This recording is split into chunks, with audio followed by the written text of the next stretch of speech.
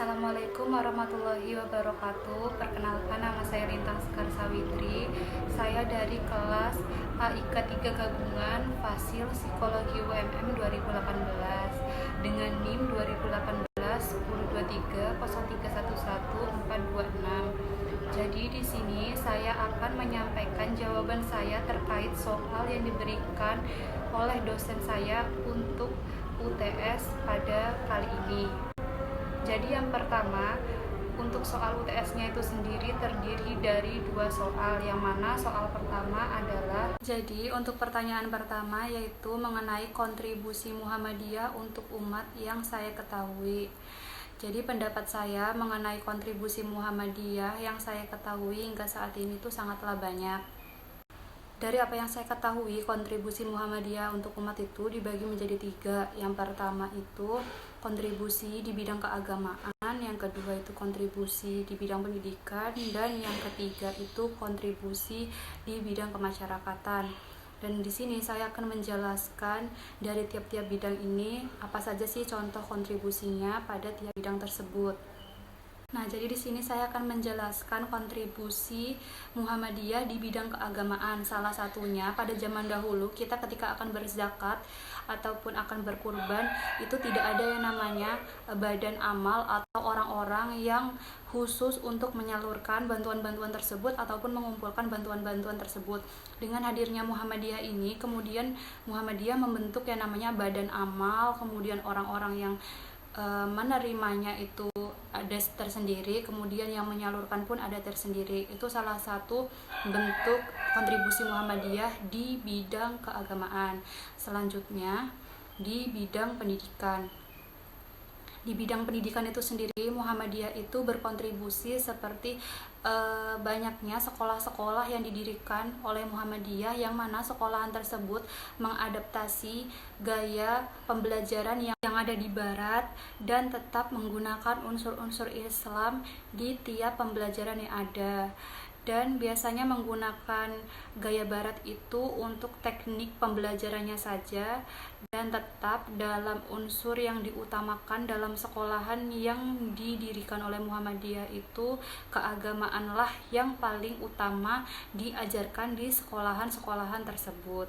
Kemudian di bidang mana fungsi mendirikan rumah sakit itu sendiri untuk membantu orang-orang yang memiliki masalah keuangan untuk bisa berobat atau sekedar memeriksakan kesehatannya, karena azas yang dijunjung oleh Muhammadiyah pada bidang kemasyarakatan ini adalah tolong menolong untuk umat. Kemudian di sini saya akan melanjutkan menjawab pertanyaan yang kedua, yaitu mengenai teori masuknya Islam ke Nusantara serta hikmah yang dapat diambil dan juga pesan baik yang dapat diterapkan untuk sekarang ini. Jadi teori masuknya Islam di Indonesia itu ada 3 teori yang terkenal. Yang pertama teori Gujarat, yang kedua teori Mekah, dan yang terakhir itu teori Persia. Jadi setelah ini saya akan kupas satu persatu 3 teori tersebut dan mana sih teori yang menurut para sejarawan itu yang paling mendekati atau lebih banyak kebenarannya. Jadi seperti itu. Jadi isi dari teori Gujarat itu sendiri yaitu mengatakan bahwa Islam di Nusantara ini masuk pada abad ke-14 dikarenakan saat itu ditemukannya batu nisan di daerah Sumatera, yang mana batu nisan tersebut itu sama dengan batu nisan yang ada di Gujarat. Akan tetapi teori ini kemudian dibantah oleh Arnold karena saat itu Arnold lebih condong ke teori Coromandel, yang mana pada teori tersebut menyatakan bahwa sebenarnya batu nisan itu sudah ditemukan pada abad ke-13 dikarenakan saat itu ditemukannya makam dari Fatimah binti Maimun, yang mana makam tersebut telah ditemukan pada abad ke-12, yang mana dari perspektif inilah kemudian hal yang telah diungkapkan pada teori Gujarat yang awal yang mengatakan bahwa sebenarnya ada di abad ke-14, dan hal itu dapat dipecahkan bahwa sebenarnya Islam itu sudah masuk di abad ke-12 karena hasil dari penemuan batu nisan di makam Fatimah binti Maimun tersebut. Teori yang kedua yaitu teori Mekah yang disampaikan oleh ulama Hamka yang dijustifikasi oleh sejarawan Nusantara pada saat itu. Jadi teori Mekah ini berisikan bahwa sebenarnya Islam masuk ke Nusantara ini sudah sangat lama. Dan dari teori ini merupakan teori yang paling relevan jika dilihat dari unsur dan asal-usul pada masa lalu. Jadi, pada masa lalu nenek moyang di Arab sana sudah melakukan perdagangan dari abad ke-6 dan 7 di Nusantara. Yang mana letak dari Indonesia ini sendiri terletak di antara dua benua dan juga dua samudra. Jadi, ketika seseorang melakukan perdagangan, sebagian besar orang-orang tersebut akan bersinggah di Indonesia. Dan saat itu ketika para pedagang tersebut singgah ke Indonesia, ada beberapa orang yang tidak hanya singgah akan tetapi mereka mulai bertempat tinggal di Indonesia, tepatnya di daerah Sumatera.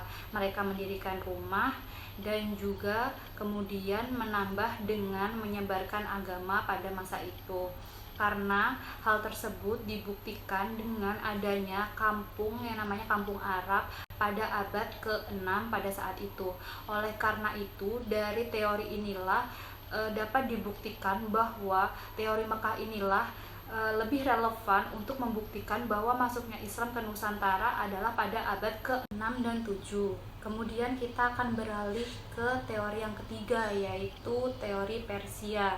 Teori Persia ini menurut saya merupakan teori yang tersingkat dari apa yang saya baca. Karena kan dasar teori yang digunakan pada teori Persia ini menurut saya tidak terlalu panjang, yaitu hanya berdasarkan banyak sekali kegiatan keagamaan yang ada di Nusantara ini, itu hampir sama dengan apa yang ada di Persia. Nah, sebab dari persamaan tersebutlah kemudian teori Persia ini muncul.